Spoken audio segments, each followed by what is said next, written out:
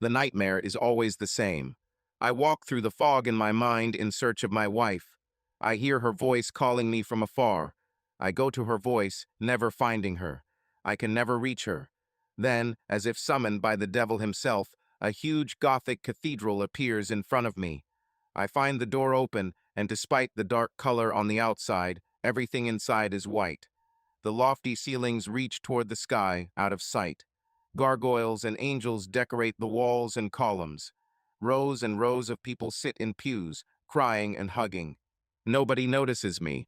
I walk as quickly as I can to the front of the church, and in the distance I see a white coffin lying on a large rectangular table in the center. I see my wife lying there, and I scream her name, Cassandra. What's happened? Why is she here? Fear and despair fill me. I run, but it seems like I'm not moving anywhere, and it seems like that for hours. At the last moment, I am suddenly pushed forward towards my wife, and right before I reach her, the lid slams shut and the entire coffin falls into the ground. I scream her name again and wake up. I'm disoriented and confused. My heart is pounding, and I'm covered in a cold sweat. I frantically look around the room for my wife and don't find her. Then I focus on the photo of her on my bedside table, and everything comes back to me. My wife of 3 years left. The love of my life, my reason to breathe, is dead. The word hits me like a freight train, and I immediately burst into tears and sobs. Cassandra, she was more than just my wife. She was the most amazing, loving, sexual person I have ever known. When we met, it was electrifying. It was pure passion and love. I applied for a computer technician job at the company where she worked. I didn't know it then, but it was the most important day of my life. I had just met with her boss and was heading out of the building when the door opened and a woman came out with a stack of papers. She didn't notice me, and I was caught off guard to dodge. We ran into each other in the corridor. Her papers were scattered in all directions. Being the gentleman that I am, I bent down and began picking up the scattered mess. She told me not to worry about it, but I wasn't going to leave her to clean up on her own. Plus, she was the most amazing woman I've ever seen. Our hands reached out to the same piece of paper and touched each other. I felt a surge of energy. It was like a lightning strike. I needed to get to know her better, so I introduced myself. I took a bold step and invited her for a cup of coffee at a nearby cafe. She happily accepted my offer of coffee and said she would finish work around 5 p.m. and would meet me there. I was delighted. I was worried as I waited for her at the table in the corner. When she walked through the door, my heart jumped into my throat. She smiled at me and walked towards my table. I invited her to sit down and join me. You could say it was love at first cup. We talked over coffee for hours and talked about everything under the sun. Although we had a lot in common, we were very different. She was into sports, I was not. She liked sports like football and hockey, and I liked American football. She drank alcohol sometimes, but I never touched it. She was a structural engineer at her firm, which was quite an achievement at 22 years of age. I was a computer science student looking for a technical job at a large corporation. I didn't get the job I applied for at her firm, but I didn't leave empty-handed. I met her, which was the best prize. We started meeting at that cafe almost every day for lunch. It was never boring when we were together.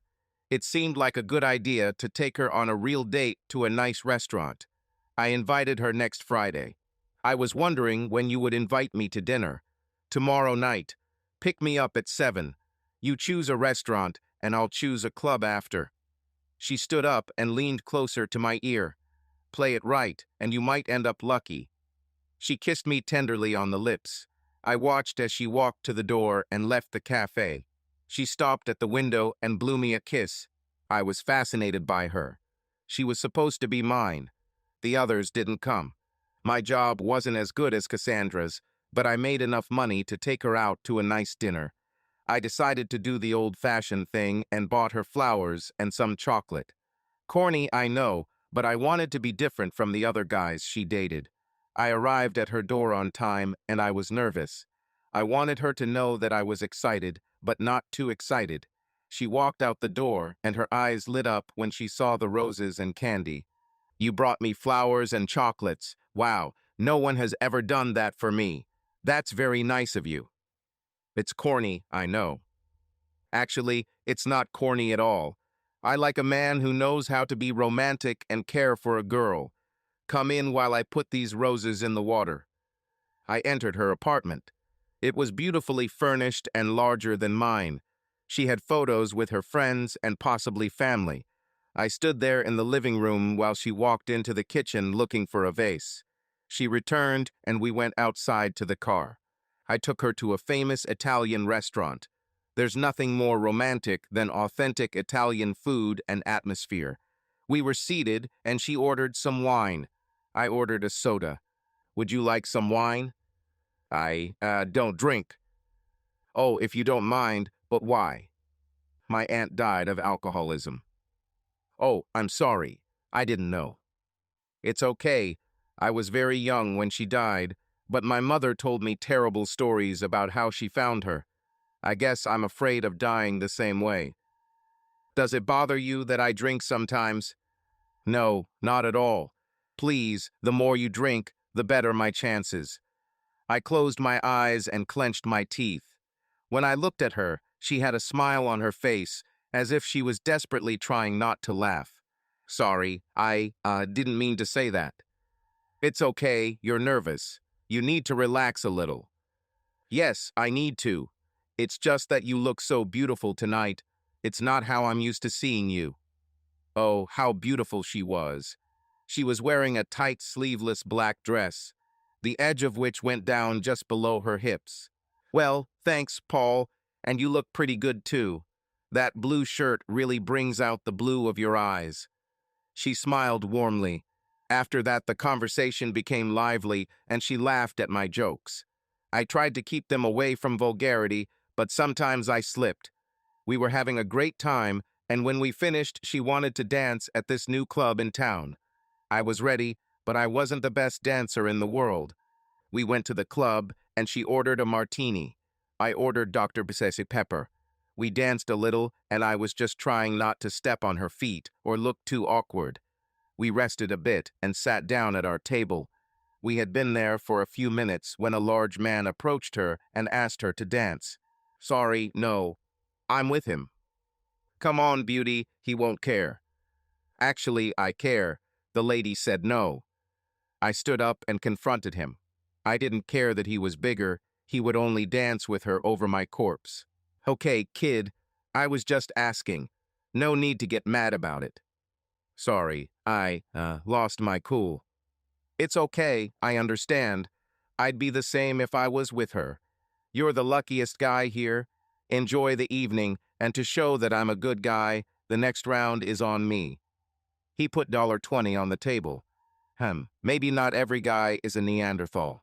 Thank you. Cass smiled at him. We went back to dancing, and then the DJ played a slow song. She pressed herself close to me and hugged me tightly. I hugged her, and we slowly swayed to the music. She looked at me and smiled a mysterious smile. Looks like you want to go home. She pressed herself tightly against me. Sorry. I felt embarrassed. Don't apologize. I'm ready to go home too. The way you stood up in front of that guy, even though he was bigger than you, impressed me so much.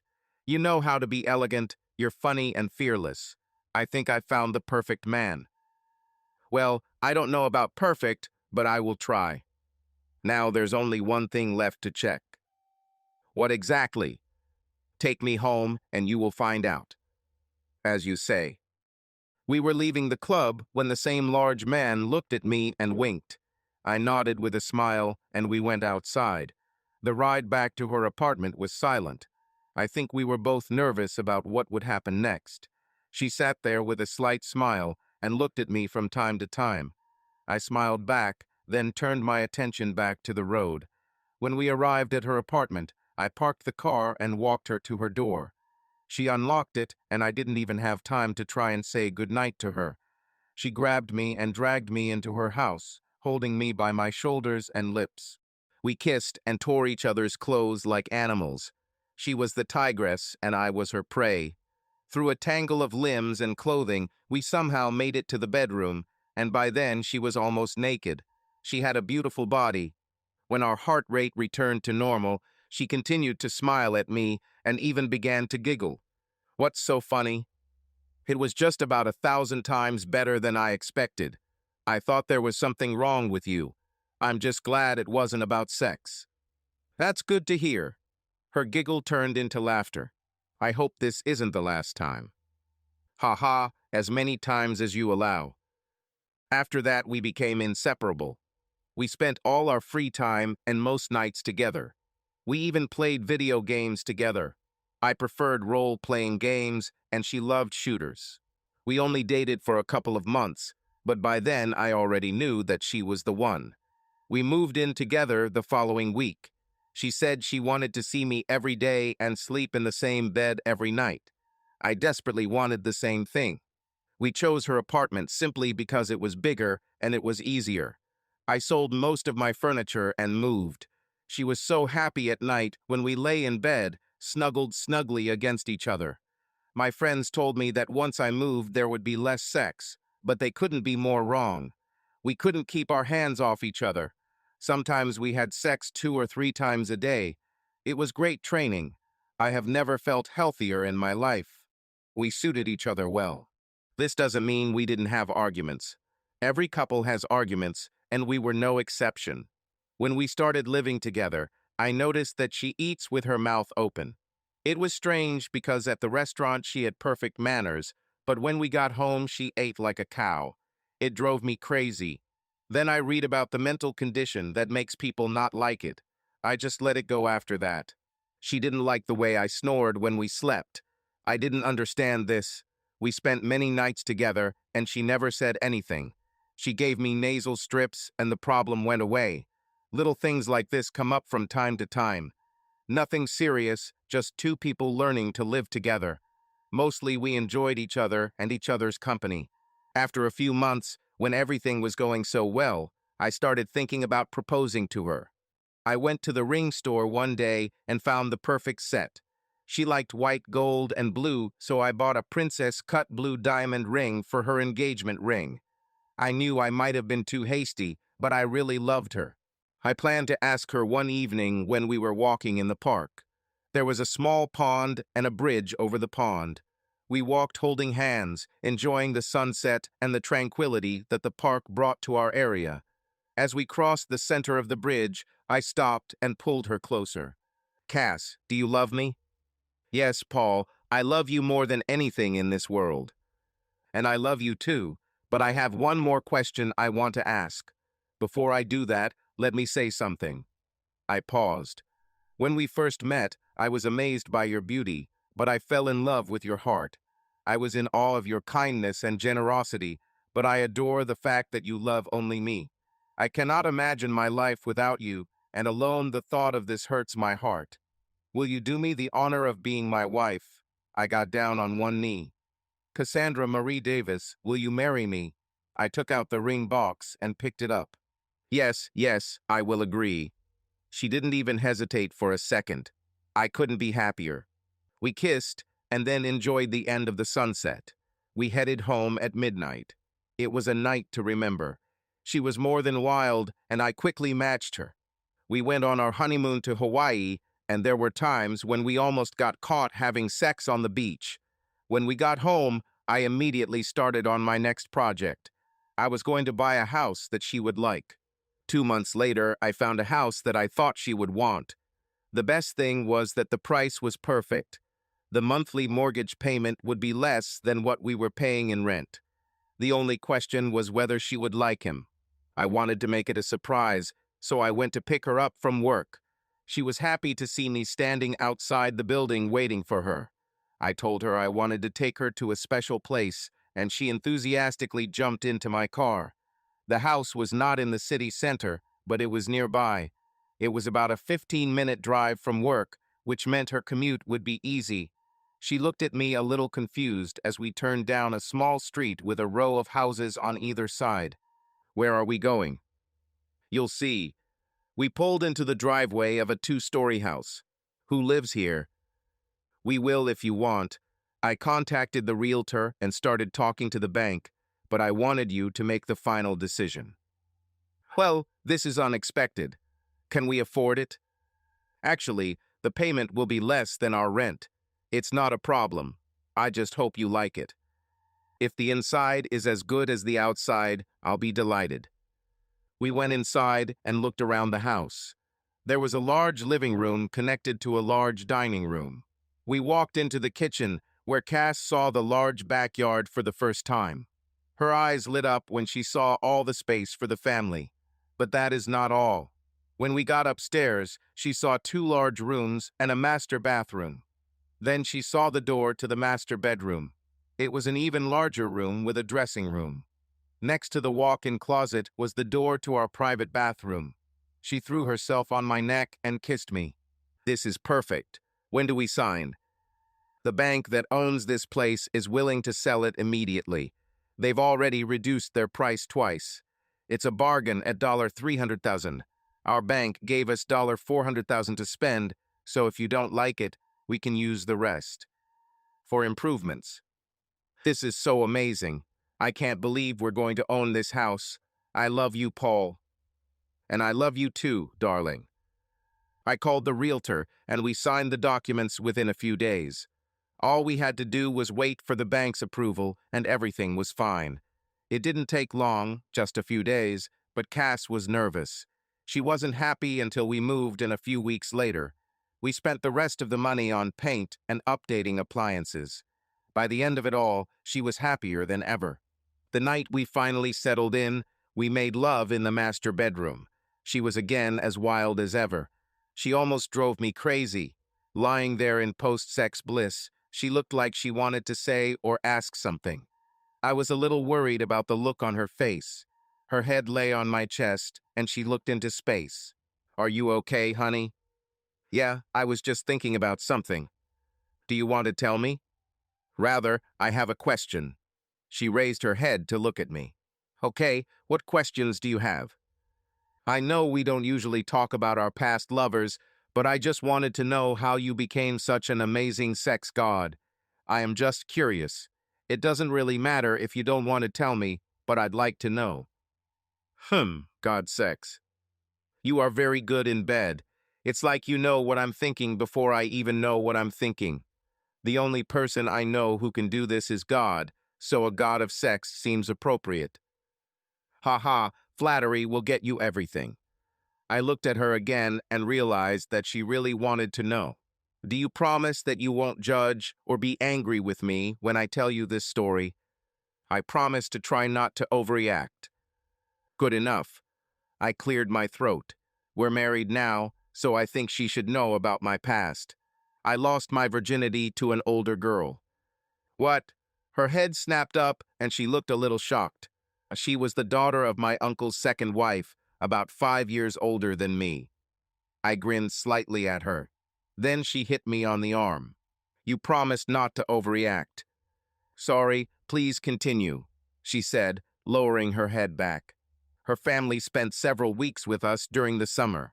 They always did. Well, one afternoon after some fun at the pool, she walked in on me while I was in the shower. She had this evil grin on her face as she walked into the shower with me. I won't go into detail, but she took my virginity and came out of the shower with an even bigger smile. I looked at Cass, trying to gauge her reaction. There was no disgust in her gaze, so I continued.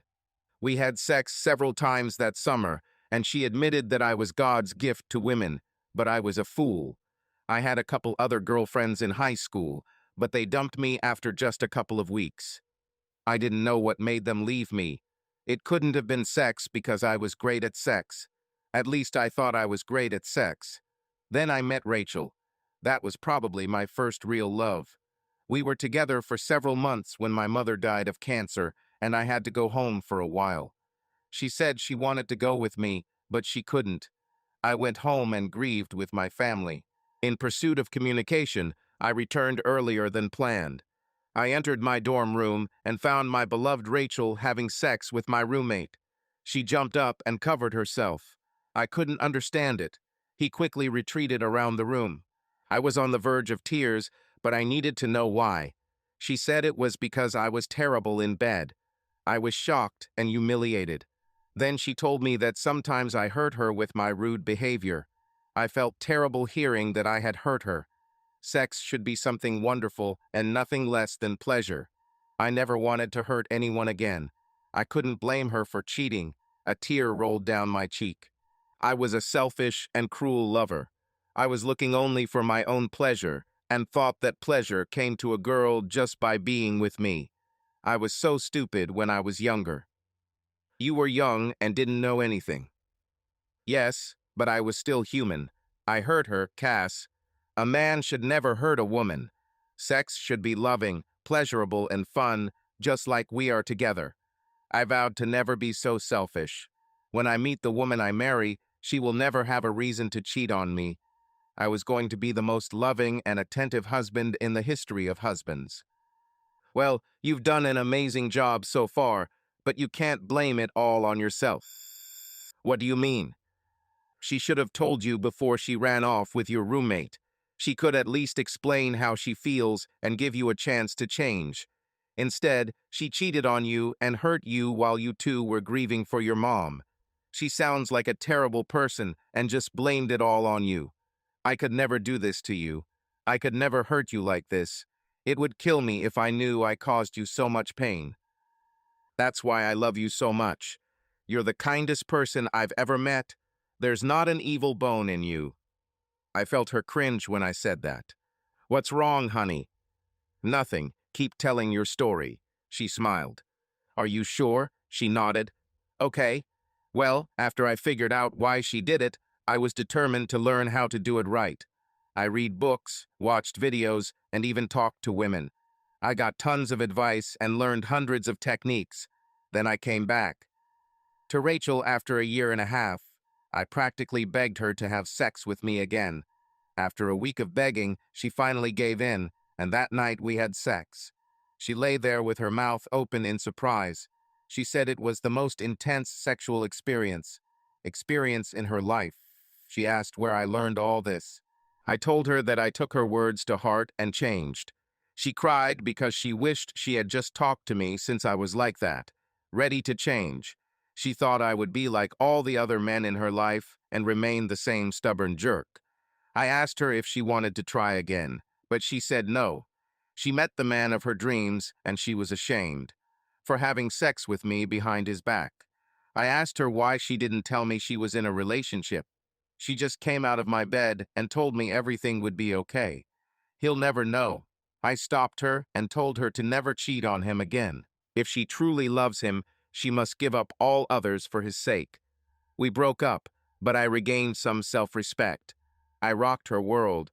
Before she left, I gave her a book for her boyfriend. She asked what it was, and I told her it was the secret to my success.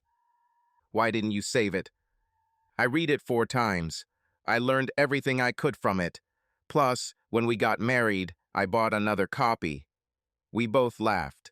Are you still worried about pleasing me? More than ever. Why?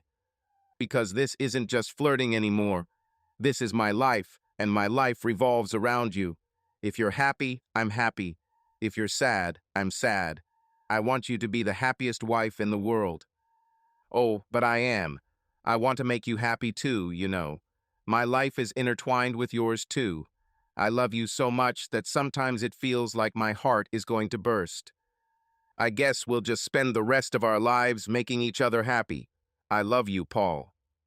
And I love you, Cassandra.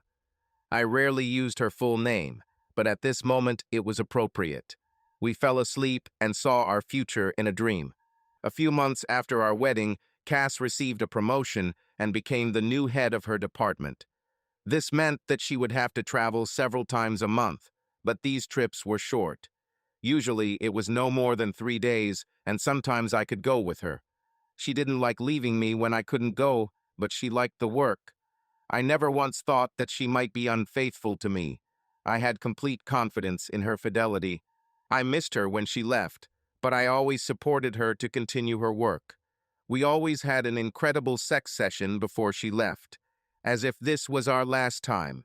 At the end, we hugged each other and whispered endearments to each other.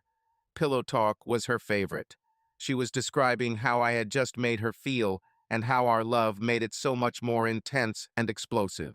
It gave me pleasure to lie next to her and admire her beautiful body. Her brown hair flowed over her shoulders, and her brown eyes shone with happiness. I remember the night before she left on that fateful trip. The love that night was especially energetic and passionate. She was simply insatiable. When it was over, we were lying in bed, and she had this sad look on her face. It was unusual to see her like this after good sex, and I was concerned about her change in mood. Cass, is something wrong? Oh, sorry, honey. I was just thinking. How much will your thoughts be sold for? She raised her head and lowered her chin to my chest, looking into my eyes. What would you do if I died? This question shook me to the core. I didn't want to think about losing her. Life without my loving wife was unthinkable. It was unbearable. I was lost for words. I, I don't know what I would do. You never thought about it, did you? No, I never wanted to think about it. I know what I would do if you died. And what is it? Wait. Wait what? You, of course. I would wait for you until you came back to me, or until I went to you myself. That's what I would do. Wouldn't you find someone else to live with? There is no man on this planet that I could love the way I love you. If I lost you, it would be like losing myself. I don't want anyone else, and I never will. Are you really going to wait for me? Yes. Do you love me that much? More than you'll ever know. And how am I supposed to get back to you? You'll find a way. In that case, you must also find a way to return. If you wait for me, I will wait for you. Just don't be late. She always giggled at my jokes. I won't, I promise. She fell asleep within a few minutes. I spent that night thinking. I couldn't live without her because our lives were so closely connected. She was my life, and I did everything for her. Sleep overtook me after my mind finally calmed down. My alarm clock signaled that it was time for her to get up and get ready for the flight. We took a shower together and even made love there. Soon she got dressed and headed to the door. Before she walked out to her car, she turned around and kissed me deeply and passionately. Wait for me, she whispered in my ear. Until the end of time, I whispered back. The last time I spoke to her was when she called me saying she had made it to Dallas and checked into a hotel. We expressed our love for each other, and her last words to me were, "Wait for me." It was 6 in the evening when her boss called me. He had just received word that the abandoned warehouse she was inspecting had exploded due to a gas leak. I urgently asked him if he knew where she was. He said no, but urged not to lose hope. She might still be okay. He said he would call if he heard anything, or I could call the Dallas police. I hung up and called the Dallas police. I needed to know what happened. I needed to know she was okay. They didn't have much information other than that some people died in the explosion. My heart sank. I knew I had lost her. My life is over. It was only a matter of time before it was confirmed. An hour later, the police called me back with the news that they had identified a woman about her age among the victims. Then, mid-conversation, they informed me that they had found her wallet and confirmed that it was her. I fell to my knees and let out a scream that could only be described as a scream of absolute despair. I had a thread of hope that she was still alive, and they cut it. I don't remember much of what happened next, only fleeting memories and hazy images. At some point, I lost consciousness and woke up sprawled on the floor. I got up and grabbed the phone. I called the Dallas police for more information. They informed me that the body had been recovered and was being examined. They invited me to fly and pick him up. I called my boss and told him what happened. "Oh, Paul, I'm so sorry. Take all the time you need. I don't care how long it takes. Just come back when you're ready. Oh, God, I'm so sorry." My next call was to my father. He loved Cass like his own daughter and was devastated when I told him. He offered to accompany me to Dallas, and I quickly agreed. When he arrived, we hugged for a long time. He was never an emotional person, but when we lost my mother a few years ago, he softened. I called my brother and sister. They all came with me to Dallas. I would need all the help I could get. My best friend Chris said he would look after the house for me. His wife Joni gave me an emotional goodbye. Cass and she had become close friends over the past 3 years. The trip to Dallas was a blur. Dad and Kyle, my brother, did most of the work. My sister did everything she could to keep me on my feet. Being the youngest in the family has its advantages. So many older people I could rely on to help me when I was practically useless with grief. Carrie did the best she could with the emotional mess I had become. Dad and Kyle picked her up from the police station and arranged for her to be transported home. I barely remember the ride back or even the funeral. My family gathered around me and kept me busy with the things I needed to do. While all my family and friends began to return to their normal lives, mine continued to rapidly deteriorate. A few weeks later, I was still dazed and numb. What to do when the most important part of your life suddenly disappears? Nobody knows the answer to this. Then the nightmares began. Every night the same, and every night I woke up screaming her name. One day my dad came to see me about 3 weeks after the funeral. I must have looked terrible. He used his fatherly influence to force me to come to my senses and start a new life without her. Son, when I lost your mother, my world also collapsed. I know what you're going through. I was so angry at her for leaving me, and the pain of her absence was almost unbearable.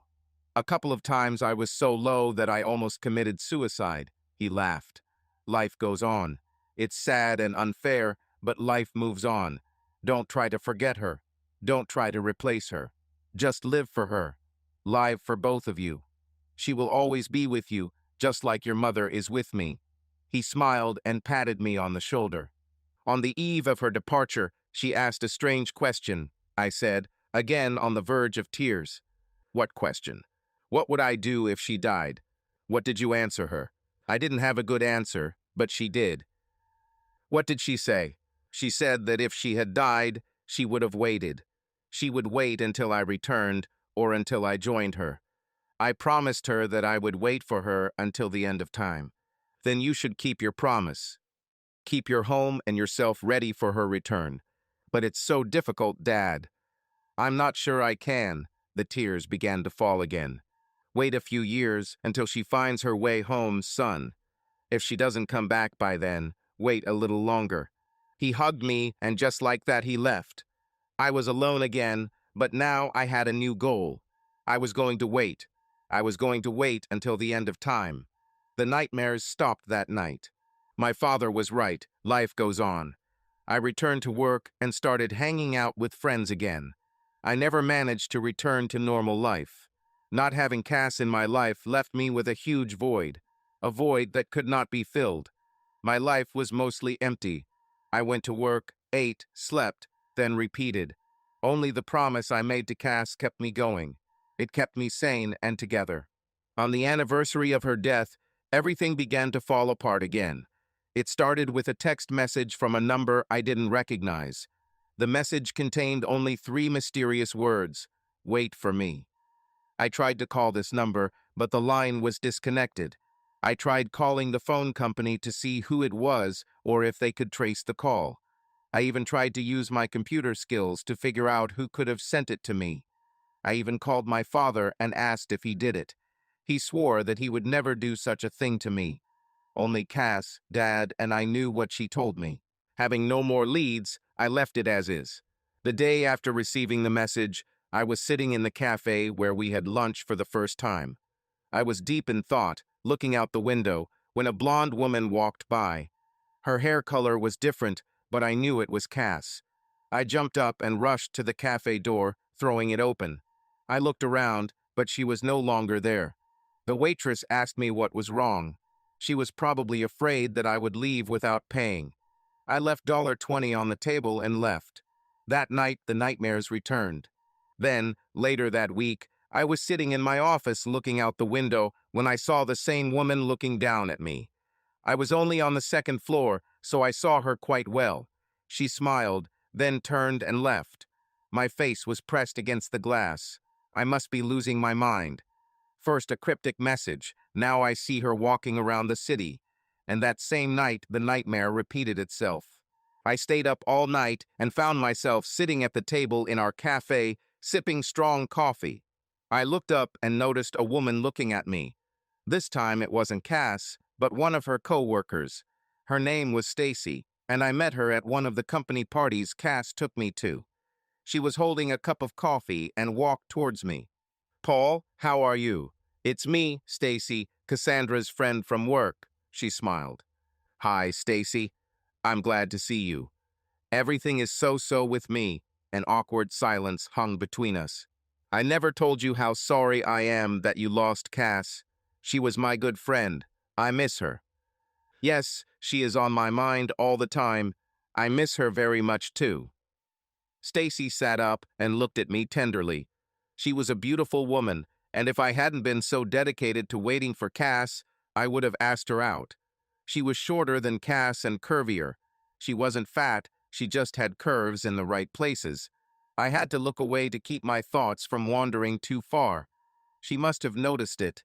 "Listen, Paul, it's been over a year. Isn't it time for you to move on?" A wave of anger ran through me. I had no intention of moving on, and I didn't like hearing anyone else tell me to. She backed away from the intense glare I directed at her. "Sorry, Paul, this must still be painful for you. I did not want to make you sad." She stood up and turned to leave. She stopped for a moment and turned around again. "Listen, come have dinner with me tonight. We'll talk about Cass and everything she meant to us. I won't take no for an answer." I didn't really know what to do, but I thought dinner couldn't hurt. "Okay, Stacy, where and when?" "Chino's at 7. We can have dinner and talk." "I will be there. See you later." "Look forward to it." "Again, Paul, I'm sorry." She turned and walked out the door before I could accept her apology. What the hell was I doing? It must have been because I was so confused. I went back to work and tried to finish a few projects that afternoon. For the first time in a year, my thoughts wandered to another woman other than my wife. I quickly pushed these thoughts aside. My heart, my mind, and my soul only had a place for Cass. I went to dinner with Stacy, but only to talk about Cass. On the way home, my thoughts wandered back to Stacy, and I instantly felt like I had cheated on Cass. I decided that I needed to stop and visit her. My car pulled into the cemetery parking lot. I took a short walk to her grave. On the stone was a photograph of us together. It was pink and had her name written on one side. My name was on the other side. I stood there looking at the old photograph. I remembered all the fun and wonderful moments we had. I needed to tell her what I was going to do. "Cass, my love, I miss you so much. I'm trying to wait for you, but it's so hard. Harder than I ever imagined. I love you, and your absence has left me with such an emptiness that it almost consumes me. I don't know what to do now. You should know that I'm meeting a woman from your work for dinner tonight. I swear to you that nothing will come of this. I won't even touch her. I just need to talk to someone about you." Tears flowed freely. "No one can fill the emptiness in my heart except you, my love. I will wait for you until the end of time, as I always promised. Hurry up and get back to me. I love you." Tears were still burning in my eyes as I headed back to my car. The ride home was short, and I still had time to stretch. I decided to take a shower. The warm water felt nice on my skin. My emotions were exposed, and my body felt no better. Sleep took its toll. It was 6, and I started getting ready. I put on a pair of khakis and a blue button-down shirt. Cass always said I looked good in blue. She said it brought out the blue of my eyes. I guess that was my most remarkable feature. I'm 6 feet tall with brown hair. I kept in shape even after her death. It was another example of how deeply my life was connected to her. The only significant change was probably that I grew a beard after she died. I took my keys and got into the car. I sat there for a minute wondering if this was right. Am I betraying Cass if I have dinner with another woman? I know it sounds weird to think that I might cheat on her, but it just didn't feel right. I decided to do it anyway, and then never again. Chino's was this fancy Mexican restaurant that was very popular. There was a bar on one side and a full 5-star restaurant on the other. Of course, you could order drinks from the bar with your meal if you wanted. It was decorated in a Tex-Mex theme and even had live music on the weekends. I walked in and looked at Stacy. I noticed her at the table and told the hostess that I was with her. She led me to a table and smiled at me as she excused herself and left. Stacy looked great, and I could tell she tried to look her best. "Hello, glad you came," her smile reassured me. "And I'm glad. I think I haven't gone out for a long time.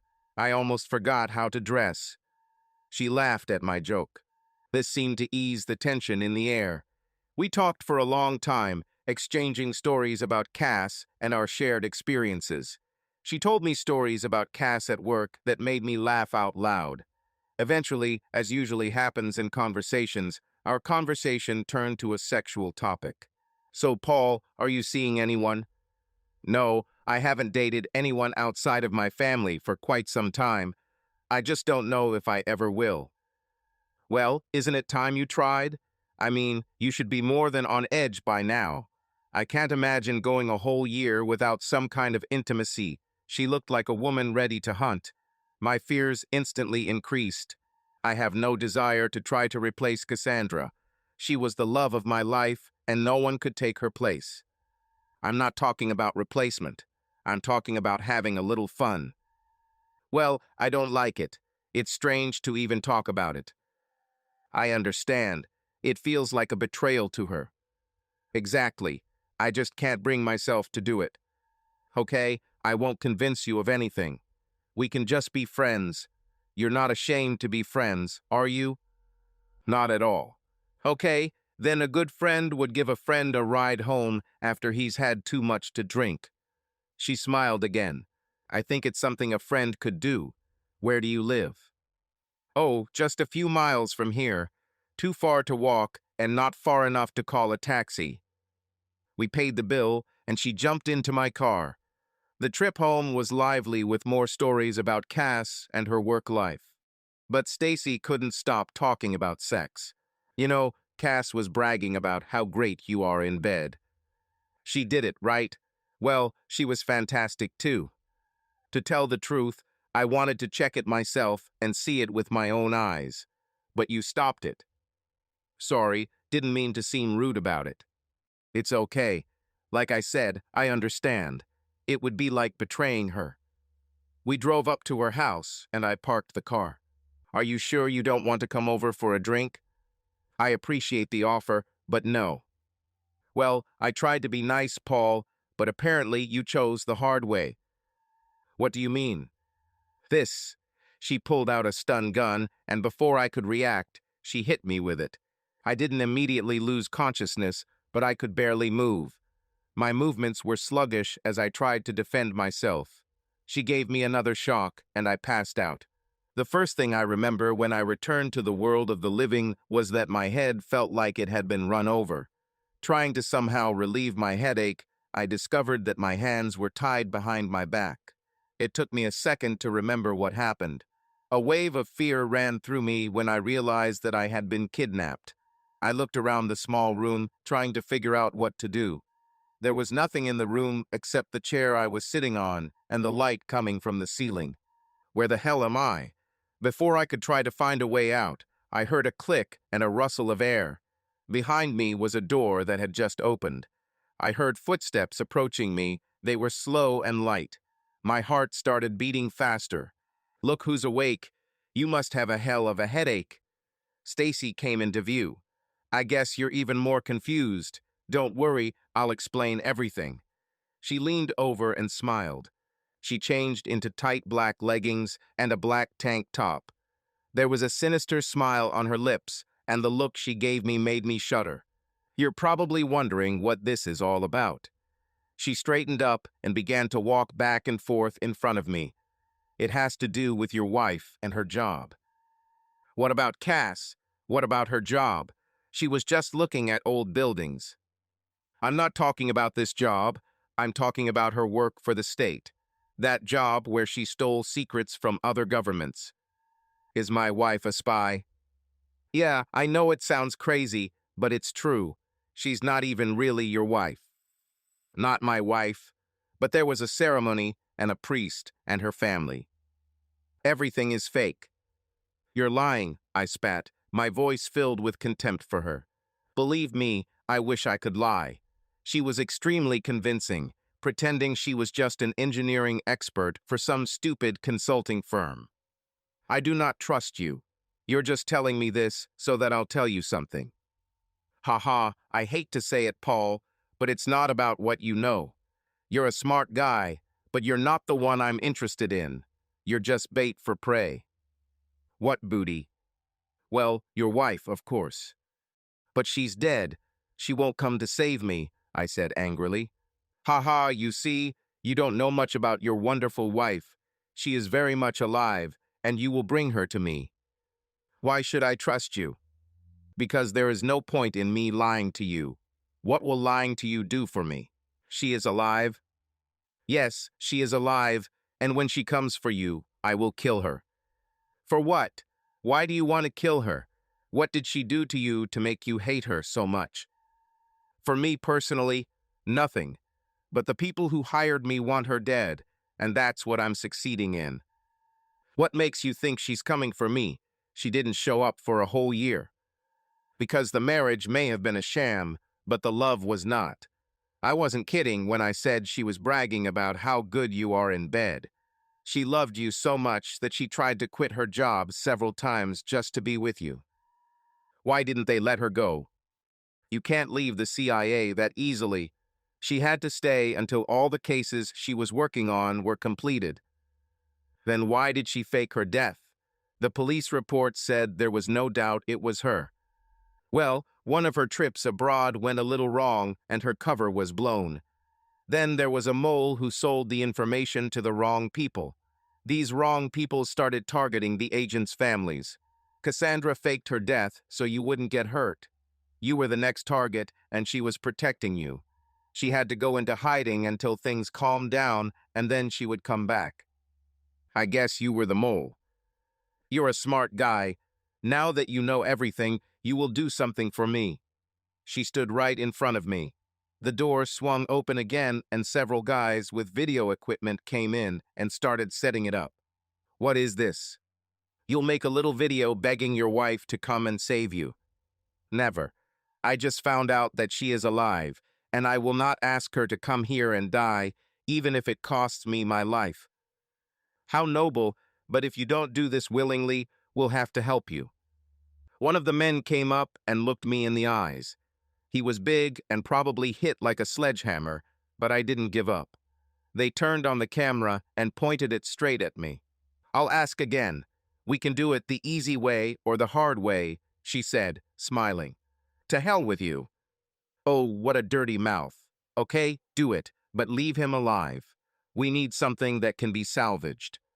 Stacy, apparently not wanting to watch, left the room. The big guy came up to me and laughed. You have spirit, that's for sure. Now it's time to break it. For a big guy, he was fast. I didn't even see him take the first shot. I don't know how long I was unconscious, but I woke up to the feeling of wetness on my body. The cold water hit me, and while it was a relief, it did little to stop the throbbing pain. There was an argument in the room that I could barely perceive. My head was still foggy, and it was painful to concentrate. I said to leave him alive. You almost killed him. We need him alive, you idiots. If you don't come and get him, we'll do this to him every day, until either he dies or you don't show up. I don't think he can handle another day. The camera turned off and Stacy walked behind me. She untied my bonds and I tried to get up and run away. I just managed to fall face down. Half asleep, I felt myself being lifted and dragged through the door into another room. I was unceremoniously thrown onto the bed and covered with a blanket. Stacy came closer and sat down next to me. Sorry, my friends overdid it. Sometimes they get carried away. The video should be delivered this evening. I think this whole story with the noble husband may work to our advantage. I said a lot of things about how you didn't want to cooperate. Cass should be here by dawn. Don't worry, I'll do it quickly. I couldn't speak, otherwise I would have called her a traitor. I just lay there and let the darkness take over me. I was half conscious for what seemed like hours. Stacy came in and out of my small cell, talking to the others in her group. How many were there? Why did they want to challenge the CIA? It seemed crazy to me. Doesn't the CIA have military ties and support? They could engage the entire battalion of troops. I just hoped I wouldn't die in the firefight. I would have died for Cass, but that didn't mean I wanted it. I wanted to live and hug her again. A loud bang, followed by several other loud bangs, woke me up. It sounded like gunfire. Has Cass finally come to save me? I hoped she didn't come on her own, but rather sent a SWAT team. But then I thought, why would they send a SWAT team after one guy who didn't mean much to the government? I didn't have time to think as Stacy and one of her goons burst into my room and grabbed me. The man supported me because I lacked strength. I found myself trying to help him support me, but then I thought, why should I help them? I relaxed my body, and the sudden loss of support dropped me to the floor.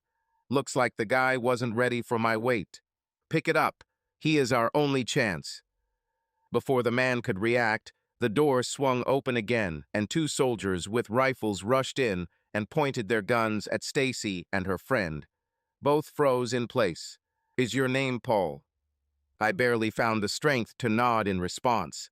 He smiled, then turned to the door and shouted, "Medic!" Several people burst into the room, and I was loaded onto a stretcher. Before I passed out again from relief at being rescued, I saw her enter the room.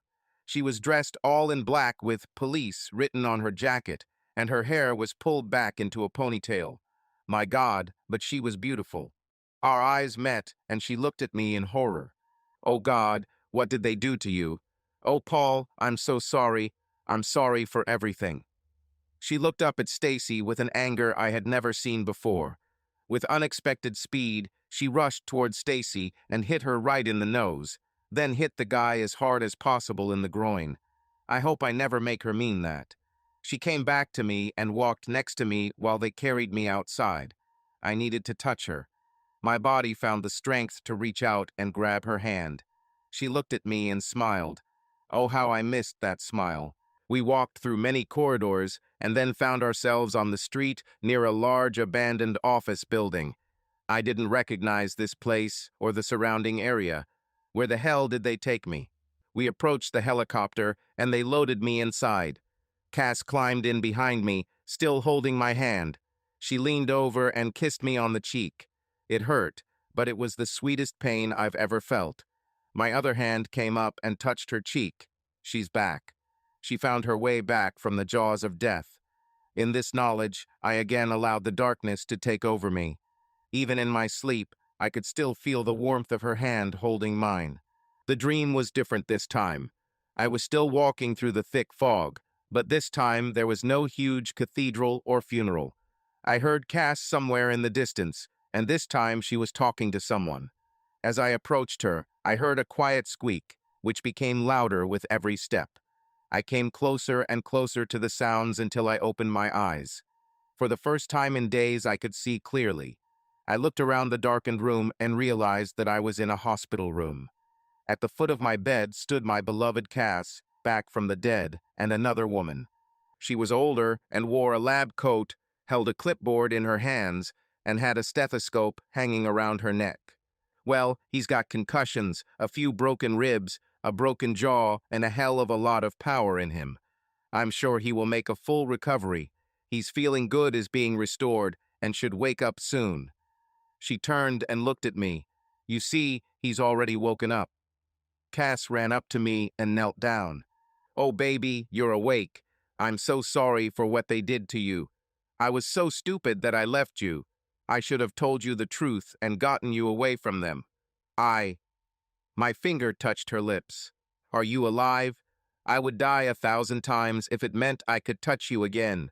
Please don't leave me again. Never, my love. I will never leave you again. I'm here to stay. She kissed me tenderly on the lips.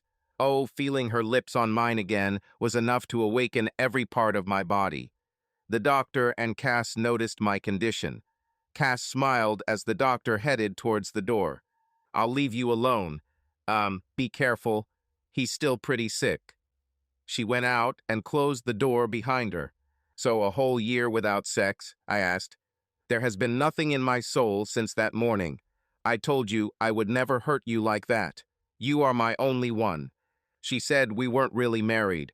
Why did she think that? First of all, I already told you that we are married. Secondly, she never knew that the marriage was real. My former boss just found out about this. He was angry at me for deceiving him, but I would rather deceive him than you, she said, stroking my thigh.